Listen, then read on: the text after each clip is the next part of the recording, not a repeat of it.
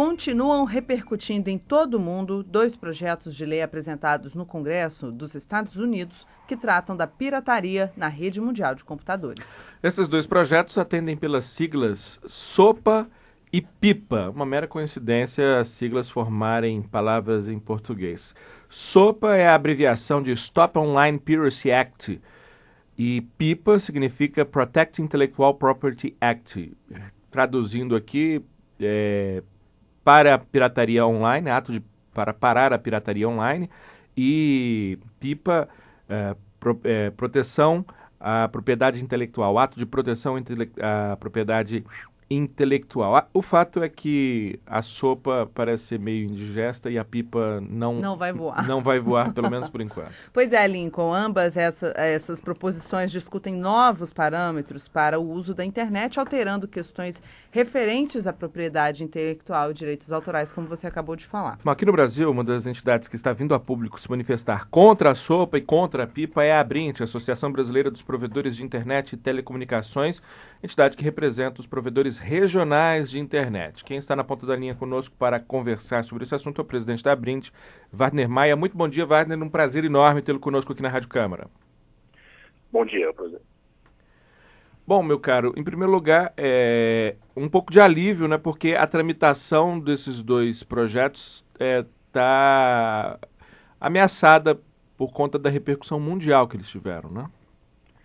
Sim, houve grandes protestos, né, e a votação, por enquanto, está suspensa, mas ela ainda é uma ameaça real.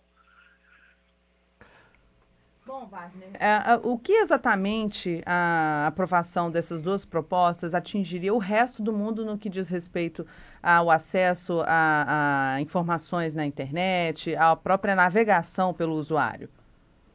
Bem, o primeiro impacto seria, vamos dizer, imediato, uma vez que a gente tem um sistema de informações, que é a internet, que é totalmente interligado, né? E uma vez que se bloqueie determinados conteúdos, ou que se mexa no fundamento da internet, que é a liberdade de comunicação, isso não vai valer só para os Estados Unidos, isso vai afetar imediatamente o mundo todo. E o segundo é a própria repercussão que isso pode levar com o tempo em legislações particulares de cada país, influenciando que outros países também tomem as mesmas medidas. E isso deturparia todo o fundamento, toda a essência da internet, que é justamente a liberdade de comunicação.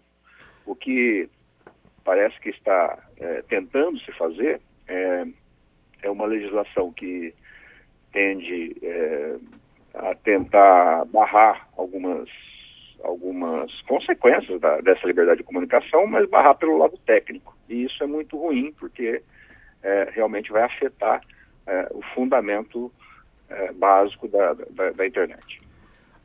Os Estados Unidos, onde essa lei teria validade, ela ainda controlam muito do fluxo de informações na internet. Quanto desse fluxo ainda passa por computadores, por servidores nos Estados Unidos? A gente sabe que os grandes sites usados mundo afora, como por exemplo Google, o próprio Facebook, têm as suas matrizes nos Estados Unidos, mas não necessariamente todos os servidores nos Estados Unidos. Como é que fica essa questão? Os domínios também, né, Wagner? Sim, hoje existe, além dos grandes provedores de conteúdo, né, dos grandes provedores de informação terem sua sede nos Estados Unidos, hoje a raiz da internet, o que a gente chama do serviço de DNS, que é o serviço de resolução de nomes, né, porque quando a gente efetivamente digita o nome de domínio para acessar um site, na verdade existe uma tradução de nomes e isso leva a um endereço numérico daquele site. Hoje essa resolução técnica, os servidores de DNS que fazem essa resolução técnica estão nos Estados Unidos, né? Então, além dessa parte do conteúdo, o próprio funcionamento da internet, de certa forma, ele está vinculado tem muita coisa funcionando nos Estados Unidos, né? E o nosso temor é que isso também amanhã venha a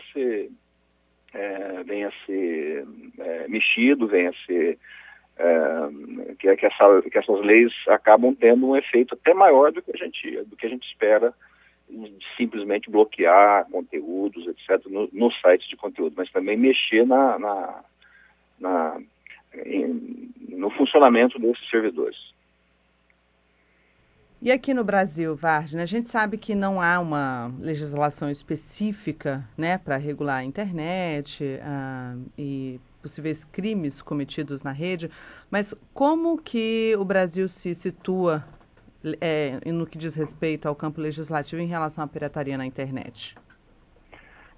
Na verdade, eu acho que existem, em todos os países existem, de uma forma ou de outra, existem proteções legais, né? A gente diz que não existe uma legislação específica, mas existe a legislação que protege direitos autorais e tal, e que pode ser invocada mesmo quando esses direitos autorais são, vamos dizer assim, são burlados pela internet, né? Na verdade, não existe uma lei específica para a internet, mas existem as leis de direitos autorais e é por aí, é pelo aperfeiçoamento dessas leis que a gente tem que controlar também o que passa pela internet, né? Fazendo uma analogia, é mais ou menos o seguinte: nós temos uma estrada por onde circulam mercadorias, circulam pessoas, que as pessoas saem para fazer turismo, saem para trabalhar, e nessas mesmas estradas passam drogas, passam bandidos, etc. e tal. Então, nós não podemos dar para a responsabilidade de quem faz a manutenção da estrada fiscalizar isso, né? A polícia tem que fiscalizar isso. Então, da mesma forma a internet. A internet é uma via de comunicação onde circula maravilhosamente muitas informações boas e ruins também, né?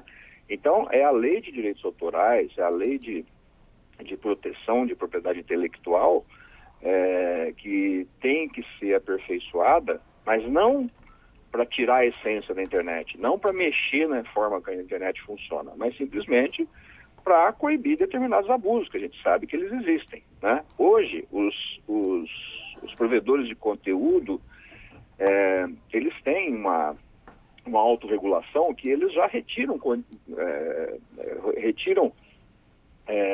conteúdos ilegais, conteúdos abusivos, conteúdos agressivos, eles já retiram por conta própria. Uma vez comunicados, né, eles imediatamente já promovem a remoção daquele conteúdo sem a necessidade de uma ação judicial. Então, nos parece que essa autorregulação, ela é importante, ela tem que ser incentivada. E, por outro lado, o aperfeiçoamento dos próprios mecanismos legais de combate à pirataria, mas não culpar a rede por um problema que não é técnico, que é um problema legal.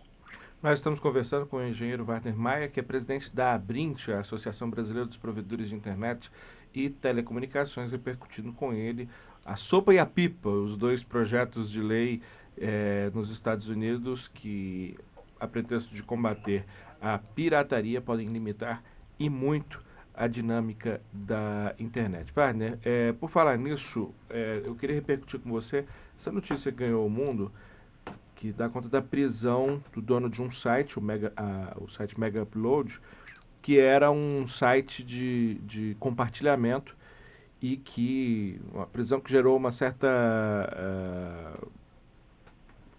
movimento também no mundo. Alguns artistas importantes colocaram contra essa prisão, acreditam que sites de compartilhamento como Mega Upload só dão mais dinâmica à internet. Como é que você encara esse episódio? É um episódio que gera uma certa dúvida, né? Porque é algo que realmente é novo no campo do direito.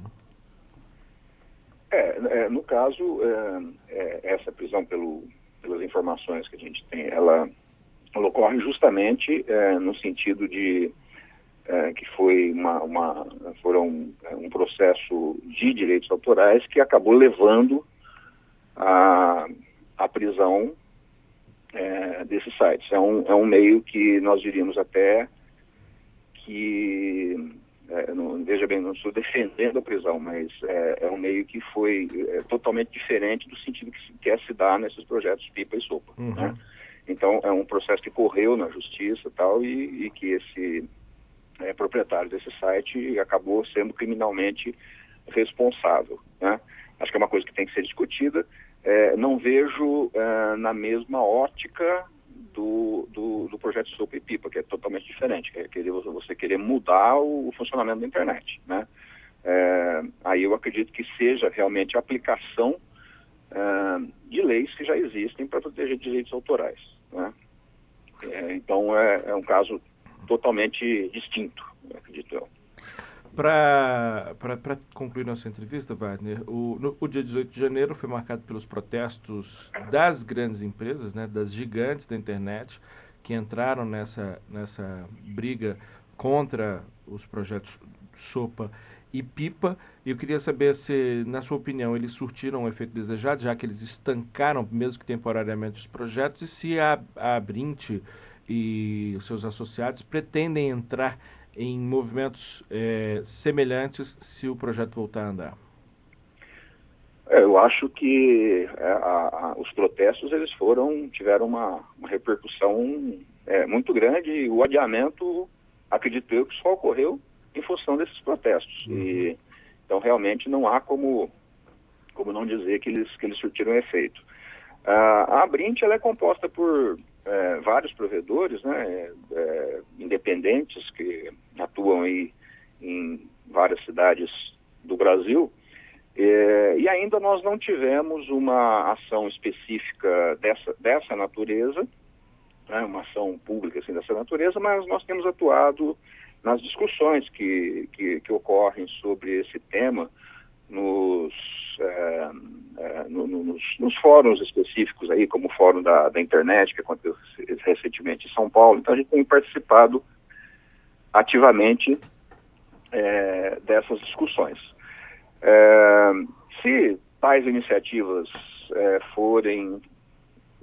passarem a ser tomadas no Brasil também, com certeza a gente deve fazer algumas ações mais contundentes, aí mais públicas e mais específicas. Perfeito. Nós conversamos com Wagner Maia, engenheiro, presidente da Abrint, Associação Brasileira dos Provedores de Internet e Telecomunicações. Wagner, muito bom dia, muito obrigado mais uma vez pela sua participação. Obrigado a você e todos os ouvintes pela oportunidade.